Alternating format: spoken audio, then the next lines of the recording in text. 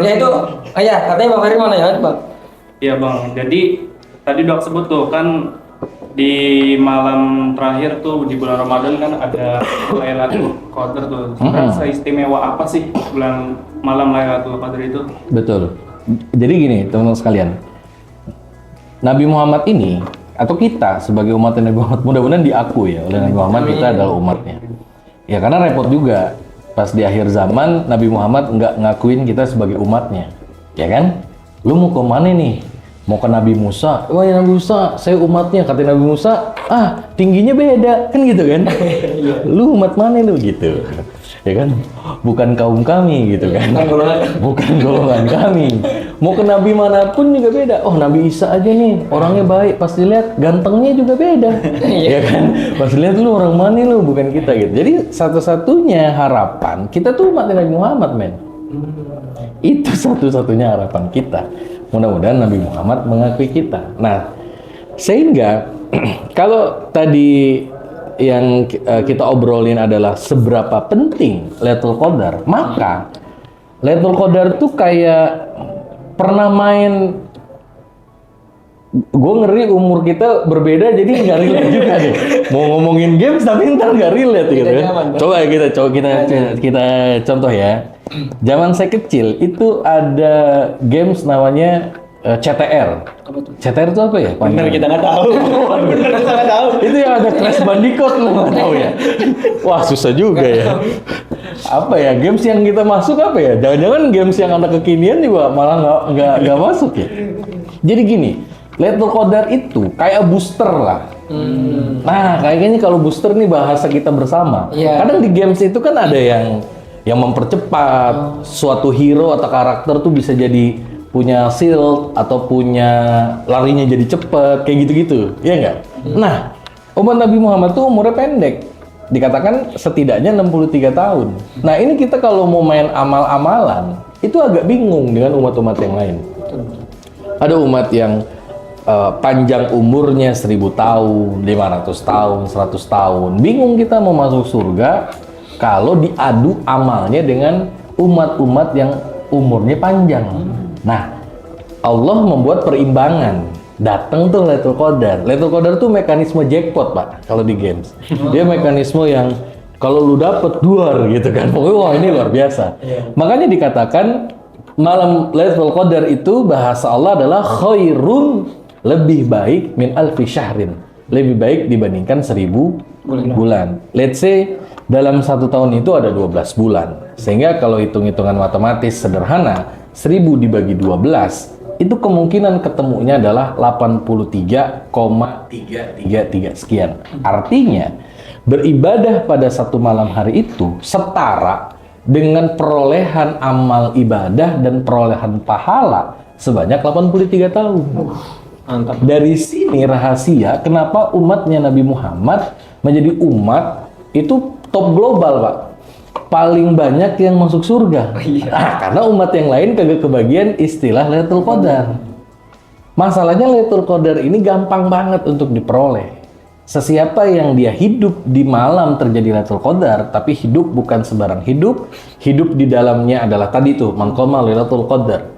Barang siapa yang berdiri pada malam Lailatul Qadar, misalkan sholat, tilawah, terus kemudian bersedekah, zikir yang mutlak. Kemudian bagi yang perempuan kadang khawatir, Bang, kita perempuan ada batasan tidak bisa sholat. Apakah pada malam Lailatul Qadar itu tetap bisa dapat keistimewaan atau keberkahannya? Jawabannya dapat. Karena Lailatul Qadar tidak bias gender. Siapapun bisa dapat di situ. Sehingga teman-teman sekalian, Lailatul Qadar ini istimewa banget. Karena sulit masuk surga, sulit menyaingi umat yang lain kalau tidak ada Lailatul Qadar. Lailatul Qadar ini Allah perhitungkan dengan lebih baik dibandingkan 1000 bulan, seolah-olah kita beribadah 83 tahun dan itu kita peroleh pahalanya pada malam hari itu. Sehingga nggak bisa enggak orang yang peduli kepada dirinya agar dia mendapatkan ampunan dan terhindar dari celaka, dia akan menjadi Lailatul Qadar hunter atau orang-orang yang akan berjaga demi terjadi atau dapat keberkahan si Lailatul Qadar tadi. Logisnya begitu. Sehingga jangan sampai lewat. Jadi 10 hari terakhir itu kritis sebenarnya. Justru di situ pentingnya 10 hari terakhir. Mantap ya. Jelas. Tapi sebenarnya nih Bang Hadi ya, kalau kita lihat sebenarnya di 10 hari terakhir atau bahkan biasa kita lihat nih fenomena-fenomena yang terjadi itu yang biasanya kita rasain nih Bang. Itu bukber Bang. Habis itu di 10 hari terakhir kita sibuk nyari baju lebaran Bang. Sebenarnya kan ini kan momen-momen krusial ya Bang. Iya. Kalau tadi Bang Hadi bilang kan gitu. Nah ini gimana nih Bang pandangan Bang Hadi? Iya, jadi kita nggak merasa yang paling iya atau kita nggak merasa yang paling benar ya, atau kita nggak merasa si paling Lailatul Qadar atau si paling ibadah, tidak. Tapi karena memang justru dakwah adalah cinta, atau karena kita peduli ya dengan diri kita dan kemudian masyarakat dan teman-teman, maka adalah dakwah, adalah pengingatan-pengingatan. Sehingga teman-teman sekalian, sebenarnya pertanyaan-pertanyaan tadi, keumuman tadi itu bisa dijawab. Contoh misalkan, kalau alasan kita 10 hari terakhir itu sibuk urusan baju lebaran, itu udah banyak loh. Udah banyak influencer, udah banyak tokoh-tokoh, dan udah banyak orang-orang umum, bahkan nggak perlu tokoh banget, dia udah nyontoin. Dia bilang kayak gimana? Gue beli baju lebarannya bulan Sya'ban aja, biar nggak perlu antri-antrian, nggak perlu kemudian panas-panasan, nggak perlu kemudian jalan-jalan yang agak rumit. Atau sekarang juga sebenarnya udah bisa beli online. Iya sih. Nah, jadi ada orang yang mensiasati bahwa baju lebaran itu butuh dan ya hukumnya mubah, boleh-boleh aja gitu. Tapi ada orang yang sudah dengan sangat cerdas mensiasati, ya dia belinya di Sya'ban aja atau belinya di hari-hari awal aja, sehingga itu selesai begitu. Keumuman lagi di kita punya budaya bagus ya, namanya budaya mudik atau kemudian silaturahim. Ini juga udah banyak yang mensiasati dan sudah banyak yang menyontohkan. Mudik, ibadah mah ibadah. Ada orang yang kemudian mudik, pas nyampe di kampung halamannya, dia tetap itikaf di sono. Dia tetap ibadah di sana, nggak ada soal. Urusan perjalanannya ya itu bagian yang memang harus dia tempuh. Jangan sampai mudik yang silaturahim yang dianjurkan oleh Nabi, yang dicontohkan oleh agama, jadi alasan seseorang tuh terganggu mengoptimalkan 10 hari terakhir. Boleh aja. Kalau saya pribadi, ini dari zaman saya mahasiswa ya. Kalau zaman SMA terus terang saya belum mulai. Tapi zaman mahasiswa, saya memilih mudik itu setelah sholat Id. Ya mungkin karena kampung saya dekat di Jawa Barat. Biasanya ibu bapak saya berangkat duluan, karena Jawa Barat jarak tempuhnya kadang 4 sampai 6 jam kalau macet banget. Saya bilang sama bapak ibu saya, bapak sama mama berangkat aja duluan, nanti hari habis Id. Bener. Jadi ngerasain di kampus tuh orang udah pada gak ada gitu kan. Sholat Id di masjid sekitar kampus, anta barantah gitu kan, udah tinggal sendiri. Habis itu kita berangkat sendiri, sudah. Dan suatu tahun kayaknya pernah juga akhirnya ikut mudik di hari-hari terakhir juga. Itu soalnya nggak ada masalah. Pas sampai di kampung ya reguler aja untuk kemudian melakukan ibadah-ibadah yang ada. Nah jadi sebenarnya sepenting dan segenting itu sih 10 hari terakhir. Coba deh teman-teman sekalian, ngapain Allah buat Lailatul Qadar itu justru di akhir? Kenapa tuh Bang? Itu dia. Karena kalau misalkan nggak ada challenge, nggak ada tantangan-tantangan, ya Lailatul Qadar nggak seistimewa itu, Pak. Oh iya. Secara logika duniawi aja, barang yang berharga itu akan sulit ditemukan. Contoh diamond, berlian, kan sulit. Lah kalau gampang mah murah Pak, daun ya. Kenapa berlian mahal? Sulit. Kenapa emas disebut logam berharga? Sulit. Gitu. Sehingga Lailatul Qadar saking istimewa dan saking bergengsi serta berharganya dia ditaruh di waktu-waktu kritis. Di waktu-waktu mungkin orang lalai. Bukan berarti Allah kepengenan yang dapat dikit aja, bukan, tapi Allah pengennya semua orang itu mengasihani dirinya sendiri, memikirkan nasib dunia akhiratnya sampai dia mau seberjuang itu demi si Lailatul Qadar itu. Apa keumumannya lagi? Bukber misalkan. Iya nggak? Iya Nah kalau saya ngalamin juga zaman mahasiswa ya, apalagi sebagai aktivis. Saya pernah di usia mahasiswa yang lagi aktif-aktifnya, bukan hanya saja hari pertama puasa udah bukber di kampus, sahur di kampus orang saya udah ngerasain. Wow. Saya udah ngerasain masa di mana hari pertama itu Ramadan, itu abis subuhnya disuruh ceramah. Ya berarti kan kalau abis subuh disuruh ceramah, datangnya kan sebelum subuh. Jadi kita pikir, wah ini gile bener nih. Kita sahur kagak di rumah hari pertama, ekstrim Pak. Iya. Tapi kan semakin kesini kita merenung. Emang bener nih Ramadan kayak begini-begini banget sih gitu. Misalkan di kampus, apalagi pas kita ada di tahun keempat, unit tuh ada sekitar 19. Oh iya. Lu bisa 19 hari men buka puasa terus ya enggak? Ini hari misalkan UKM, ntar Eka Citra, ntar yang lain. Kalau kita hadir terus, iya begitu. Bukber itu mulai bukbernya maghrib ya kan, mulainya jam 4 sore Pak. Atau kadang setengah 3 udah ngumpul gitu kan. Itu waktu-waktu yang bisa jadi di antara waktu itu banyak kita lupanya. Kadang kita ngobrolin dosen, nggak sengaja ngomongin temen. Gibah Pak.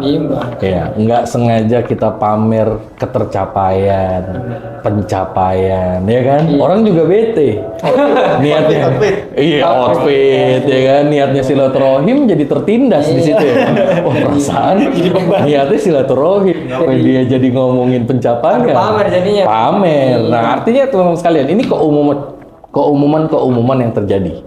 Bisa nggak kalau dalihnya silaturahimnya itu lebaran aja Pak, habis lebaran, kita silaturahimnya habis lebaran dan seterusnya. Sehingga saya paham betul ada waktu di mana kita sebagai anak muda atau teman-teman mahasiswa waktu-waktu awal kayaknya kita memang guyup terus, pengennya ketemu terus. Tapi teman-teman harus punya turning point, punya titik balik. Mau sampai kapan? Adab kita kepada Ramadan dan 10 hari terakhir tuh begitu terus. Jangan-jangan ini yang tadi saya balik di bagian awal, ini yang membuat sepanjang tahun tuh kayaknya kok kita nggak progres. Sepanjang tahun tuh kita diterpa kesedihan demi kesedihan. Jangan-jangan ada keberkahan Lailatul Qadar yang kelewat Pak. Jangan-jangan ada keberkahan Ramadan yang kita nggak dapet tuh gara-gara kita salah strategi gitu. Bukan silaturahim nggak baik, bukan bukber nggak berfaedah dan seterusnya. Tapi pada konteks kita punya pilihan dan waktu kita berbatas, lu harus pinter milih pilihan yang mana. Tinggal kecerdasan kita mengkomunikasikan dengan teman-teman yang lain. Gitu. Itu tadi Bang Hadi mudiknya ke ini, ke Jawa Barat. Lebih tepatnya di mana Bang? Ibu di Sumedang, Bapak di Subang. Oh, Subang. Kalau kalian berdua di mana? Bang Ferdi Babelan. Hari pulang kampung. Oh iya, Jawa Barat juga ya? Ada pantun lagi nggak gitu? Kan takutnya dia kan Tiap hari pulang kampung. Cakep. Lanjutin Fer. Kalau Bang Ferry ke ini ya, ke Bekasi ya? Bukan. Oh bukan. Ke sini, ke Jakarta. Oh ke Jakarta. Oh. Sekarang tinggal di Bekasi, setiap hari pulang kampung ke Jakarta. Oh, iya. Oh gitu. Kampungnya di Jakarta. Kampungnya di Jakarta. Emang Jakarta kampung Fer? Iya. Oh iya. Kalau Bang Jafar di mana? Aneh ke Kuningan Bang Dimas. Oh Kuningan. Jawa Barat juga. Jawa Ya. Barat juga. Bang Dimas mana? Tegal Jawa Tengah. Wah, Beda sih. kalau bercanda anak kecil tuh Jawa Barat, Jawa Tengah. Wah. Wah. Aduh. Oh, ada ya? Bercanda kayak gitu ya? Ada. Setuju banget. Iya. Oke, katanya Bang Jafar apa Bang Ferry mau nanya lagi katanya? Belum ada sih. Belum ada. Gini Bang, gue mau nanya Bang. Soal ini Bang. Mungkin kebanyakan dari kita tuh lalai di bagian apa ya? Yang sering terjadi lalai di bagian sholat qobliyah, ba'diyah isya atau setelah isya. Jadi sholat isya nggak ba'diyah tapi taraweh. Itu. Padahal ba'diyahnya kelewat. Iya, ba'diyahnya kelewat. Nah, kira-kira rugi nggak sih menurut Bang Hadi? Soalnya itu kadang terjadi tuh beberapa teman tuh kayak kan habis isya tuh main HP dulu gitu sambil nunggu taraweh atau gimana kan. Gitu. Nah, itu gimana menurut Bang Hadi kira-kira? Ada beberapa teman-teman pandangannya begini, sunnah itu dikerjakan berpahala, ditinggalkan tidak mengapa, kan Tapi itu rugi. soal. Termasuk kemudian sholat itu sih masih bagus ya, habis sholat isya dia terlewat ba'diyah tapi sempat taraweh, ya kan ini kan masih kondisinya kalau kita kaum mendang-mending nih ini masih bagus ya, setuju nggak? Lah daripada ada yang, tapi ini pun udah bagus sih, sholat isya gitu kan, sunnahnya kagak, taraweh juga misalkan Enggak misalkan, ini pun masih bagus karena masih isyanya masih dijalanin. Tapi teman-teman yang barangkali ba'da isyanya itu atau ba'diyah isya itu terlewat gara-gara anggapan bahwa tarawih ini menjadi satu primadona, enggak salah juga karena memang tarawih ini adanya di situ doang. Orang itu semuanya tertarik ya atau ditarik dengan fenomena Ramadan bahwa tarawih ini memang primadona. Dia nggak nemuin lagi tempat yang lain. Tapi bisa jadi soalnya adalah juga masalah pengetahuan seberapa dahsyat sholat si qobliyah itu sendiri. Nah, Rasul udah bilang tuh, barang siapa yang mendirikan 12 rakaat sunnah, dan 12 rakaat yang dimaksud itu sholat rawatib loh, sholat sunnah rawatib. Artinya sholat sunnah yang mengiringi 5 sholat wajib. Termasuk diantaranya adalah ba'da isya. Nah, sehingga mereka yang 12 rakaat rawatib sunnah yang mengiringi sholat 5 waktu itu kata Rasulullah, Allah bangunkan rumah di surga. Nah, sehingga teman-teman yang belum punya motivasi seberapa penting ba'da isya menjalankan ba'diyah, maka kemudian boleh juga ngomong di dalam hatinya gitu. Lu mau kemana? Bangun rumah nih di surga gitu. Ya kan, jadi kalau ditanya sama orang Kapling. ya kan, misalnya isya udah selesai dia agak ke belakang kan, atau agak melipir dan selesai. Jadi kalau ditanya orang, lu mau kemana lu? Bangun rumah di surga. Karena memang begitu hadisnya dan begitu kemudian dalilnya. Lagi-lagi tadi balik kepada teori karena apa perilaku manusia terjadi. Maka kalau tadi Dimas nanya, kenapa ada yang kelewat itu? Bisa jadi dia belum tahu ada apa di balik sholat itu. Maka sekarang barangkali mindsetnya juga bisa diganti. Ibadah sunnah itu dikerjakan dapat pahala, ditinggalkan takutnya dibenci Nabi. Iya nggak? Benar. Biasanya orang kalau ada unsur takutnya, dia jadi takut. Iya. Benar nggak? Dan ngejalanin habis itu. Iya, misalkan lu lagi ngapain lu? Lagi dibenci Nabi nih kan itu. Itu kan agak takut gitu. Ya, misalkan dia habis sholat isya nih terus ke belakang, misalkan main handphonenya dimiringin, nah itu udah pasti tuh, ya kan? Lu lagi ngapain lu? Lagi dibenci Nabi nih. Serem banget. Ya nggak? Iya. Padahal keinginannya surga, bahkan surganya mentok, mepet sama Nabi, ya kan? Tapi dia tidak menjalankan apa yang Nabi jalankan, gitu. Jadi sekarang mindset kita, ibadah sunnah itu kalau dikerjakan dapat pahala, surganya mepet Nabi. Kalau ditinggalkan, itu adalah perilaku yang akan siap-siap dibenci Nabi, Pak. Jadi bukan hanya rugi, kalau rugi masih mainan anak TikTok gitu kan. Rugi dong. Sholat isya nggak ba'diyah isya gitu kan, rugi gitu kan. Bener aja gitu kan. Itu mainan anak TikTok. Jadi sholat isya terus tidak ba'diyah isya dibenci Nabi dong. Ah gitu, Pak. Ngeri itu. Ngeri banget. Mau kemana nih? Dibenci Nabi nih. Itu orang pusing tuh, Pak, gitu kan. Jangan gitu. Jadi barangkali itu. Motivasi 1 adalah dibangunkan rumah di surga, motivasi 2 dibenci Nabi. Oke. Menariknya terkait bahasan 10 hari terakhir. Kalau Ani pribadi Bang ya, 10 hari terakhir tuh kalau tadi kata Bang Hadi kan waktu-waktu krusial segala macam, biasanya Ani itikaf Bang. Itikaf. Kalau kita ada kesempatan tuh sayang banget Bang sampai nggak itikaf Bang. Kalau Bang Dimas gimana? 10 hari terakhir ngapain aja biasanya? Biasanya kalau 10 hari terakhir itu banyakin tilawah. Naikin tilawah. Naikin tilawah. Waktunya ngebut. Ngepur. Kalau Berayam. Iya kan? Enggak. Ini maksudnya ya biasanya 10 hari terakhir kan biasanya aktivitas juga udah dikosongin tuh. Yang kerja juga udah libur biasanya, ya kan? Yang kuliah juga biasanya udah diliburin. Jadi saatnya kita maksimalin ibadah. Kalau gua tilawah, sama mungkin malamnya ya kalau bisa kejar iktikaf juga. Gitu. Itu kalau gua. Kalau Ferry mungkin ada jawaban. Ya itu sama yang lain itu. Iktikaf, tapi bersama anak-anak LDK. Oh gitu. Ajakin yang lain juga, ajakin gue juga dong, Fer. Iya, nanti. Mau nonton nggak diajakin Fer? Ya teman-teman yang mau join. Nomornya di sini. Silakan dukung ICP di sini ya. Menarik ya. Iya. Dari Bang Adi ada ini. Jadi 10 hari terakhir teman-teman sekalian, gimana Nabi dan para sahabat mensifati itu, mereka seolah-olah orang yang istilahnya sudah bukan orang yang kita kenal pada biasanya. Kenapa? Karena dia benar-benar sudah minim banget tuh interaksinya dengan dunia.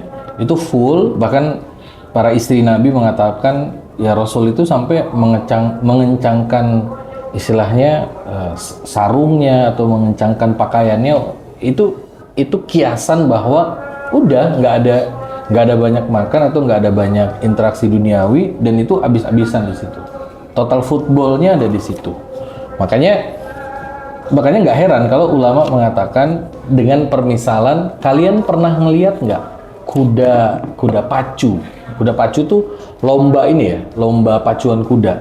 Itu saya pribadi belum pernah lihat ya, tapi sekarang sangat mudah bisa dilihat di YouTube. Kabarnya pacuan kuda itu justru pas di lap terakhir, kuda itu akan mengerahkan lari terbaiknya.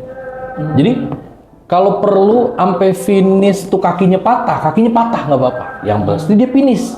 Bahkan finishnya di urutan pertama. Itu saking menggambarkan bahwa lap terakhir itu penting. Lap terakhir itu justru yang kemudian akan menentukan. Inilah balik lagi, Lailatul Qadar itu ditaruhnya di 10 hari terakhir. Terus sama Allah umpetin. Berarti nggak ketahuan di Yang paling kuat hadisnya adalah hari ganjil. Malam ganjil maksudnya. Karena Rasul pernah tuh dikasih lihat. Nih, ini malam Lailatul Qadar. Tapi qadarullah wa masyafa'ala, pas Rasul ditanya, itu kira-kira malam berapa? Rasul bilang, aku dibuat lupa oleh Allah. Kalau inget bahaya Pak. Kita pragmatis ya. Kalau bener-bener Rasul itu hakul yakin bahwa aneh inget banget itu malam ke-27. Misal, orang 27 aja. Itu akan kemudian habis-habisan. Saya ingat itu adalah malam ke-29. Nah, bagi warga Indonesia, sekarang lu pikirin gini men. Kita tuh punya perbedaan. Ada teman-teman NU, ada teman-teman Muhammadiyah, bahkan kemudian ada komunitas-komunitas yang lain. Masalahnya, ganjilnya yang mana? Beda-beda. Siapa? Ya enggak? Teman-teman Muhammadiyah tuh mulai 11 Maret. Pemerintah dan katakanlah salah satunya adalah komunitas Nahdiyin itu mulai 12.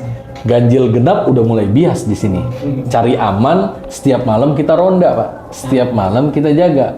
Insya Allah salah satunya adalah Lailatul Qadar. Nah tadi teman-teman bilang iktikaf, tilawah dan seterusnya. Saya pikir itu sudah yang tepat ya, karena Rasul juga membicarakan itu. Jadi juga tidak benar iktikaf itu dikaitkan hanya 10 hari terakhir saja, meskipun memang Rasul menjalankan itu.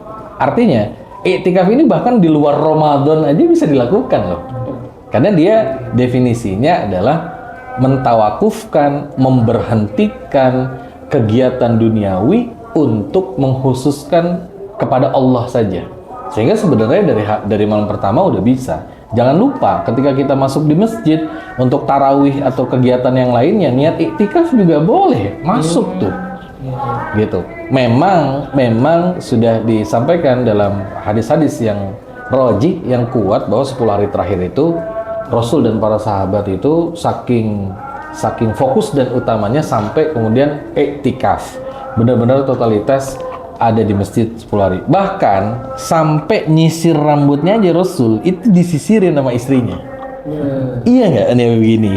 Saking tuh nggak mau keluar dari masjid. Filosofinya saking nggak mau terlepas dengan urusan akhirat, sampai nyisir rambut aja istrinya yang nyisirin. Makanan dianterin dan seterusnya. Nah sehingga ini simbol-simbol bahwa para sahabat dan Rasul berjuang keras. Jadi kalau Rasul aja yang dijamin masuk surga, sahabat sebagiannya udah nyata-nyata dijamin masuk surga, sebegitunya 10 hari terakhir, lu siapa? 10 hari terakhir nggak ngapa-ngapain. Ada orang dalam, nggak herat, kan nggak ada. Ya kan? Panitia hari kiamat situ kan nggak juga. Makanya selama kita bukan orang dalam, dan selama makan pop mie masih ditiup, ya kan? Itu jangan berani-beraninya nantang neraka, Pak. Keras, ya kan? Jadi jaminan surga belum ada, orang dalam di akhirat nggak punya, udah taat dan tertib aja ibadah 10 hari terakhir. Mantap nih Bang Hadi ya. Katanya Freddy punya pantun. Benar. Gimana? makan telur bersama Erwin. Cakep. Malam Lailatul Qadar, Anit Demak Sweet. Ini namanya. Yang ngerti Perdi aja. Jackpot. Oh, jackpot. Astagfirullah. Boleh lah, boleh. Bahasa-bahasa Jakarta tuh Bekasi tuh Bang. Nggak kerasa nih Bang Dim. Gimana? Udah jam berapa nih Bang Dim? Udah jam Udah malam nih ya? Udah malam. Udah malam. Saya kita fokus ibadah saatnya kayaknya. Waktunya kita Ngerang ya, Ban. Oke, sebelumnya kita ucapin terima kasih dulu ya buat Bang Hadi udah menyempatkan waktunya buat kesini ngomongin soal Ramadan. Panjang kali lebar udah dijelasin sama Bang Hadi. Enggak ya nggak, Fer? Iya. Gimana? doain juga Bang Hadi ya. Tadi juga kabarnya baru sehat nih. Baru sehat. Semoga sehat terus biar maksimal juga Amin. ibadah-ibadahnya di bulan Ramadan ini sampai selesai di bulan Ramadan ini kita mendapatkan predikat takwa kalau tadi kata Bang Hadi ya. Amin, amin, amin. Dan kita mendapat ampunan. Ampunan. Dan insya Allah kita semua juga ngejar malam Laila. Lailatul Qadar. Iya. Karena ada khasnya tuh, gimana tuh khasnya? Kasih gimana? Bangunin orang. Gimana Per? Laila, Oh, gitu. Lailatul Qadar. Oh gitu. Oh, iya. Dipotong-potong ya. Aduh. Laila gitu. Oke, kita juga doain buat penonton juga biar maksimal ya di bulan Amin. Ramadan. Kita juga ikhtiarin Bu biar sisa-sisa Ramadan yang masih ada biar kita maksimalin. Gitu. Oke, mungkin itu aja kali ya dari kita ya. Mohon pamit sama penonton sama Bang Hari juga ya. Makasih banyak sekali lagi. Sama-sama. Semoga lancar dan berkah terus aktivitasnya di selama bulan Ramadan. Sampai Amin. ketemu di episode berikutnya. Sampai ketemu episode berikutnya. Jangan lupa Apa? subscribe. Subscribe ke Kemarin kita lupa ngingetin, Oh iya, Bang. benar. Subscribe ke Nih, YouTube-nya subscribe. Seiman Subscribe. Sami. Di-share juga. Di-share. Oh iya. Di-share ke WA group. Oh iya, sama like juga ya Bang Fer kan. Oke, kita ajarin dulu kali Bang. Oke. Gimana? Oh, boleh Bang Fer boleh. Apaan tuh? Jargon dulu. Jargon. Seiman. Amin. Sampai ketemu kapan-kapan lagi Iya, di episode berikutnya. Kurang lebih yang maaf. Assalamualaikum warahmatullahi wabarakatuh. Wabarakatuh. Waalaikumsalam.